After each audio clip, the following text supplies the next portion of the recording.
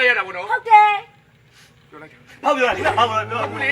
ပြောတယ်ဆိုတာကိုအချောက်တဲ့ကိုပါရတကယ်ရောရဲတွေလာဖမ်းသွားတာဟုတ်တယ်ကျမကိုယ်တိုင်တိုင်လိုက်တာသူတို့ ကိုလည်းတော့တွေ့ ပြောပြီလေပြောပြီလေ ဘာလဲကြောင်တော့နဲ့သူကတမျိုးရေးတယ်မှာ ငါလည်းမနေဘူးငါလည်းမနေဘူး နဲ့စိတ် စေးပါစေးပါ စိတ် စေးတော့ အားမယူရတယ်ကျမပစ္စည်းတွေ တူဟာ တော့ပြန်မလာနဲ့ရှင်းကိုယ်ထဲမှာတစ်ခါတစ်သက်လုံးမှာသွားနေ ပြင်းလိုက်ဘယ်သွားတော့ဟမ်နုံအတတဥတူလူဘာလဲမရှိပြင်းလိုက်ဘယ်သွားလဲဟမ်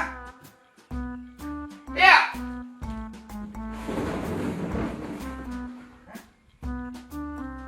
နုံအတတနဲ့ဘာမှမသိဘာမှနားမလဲလေ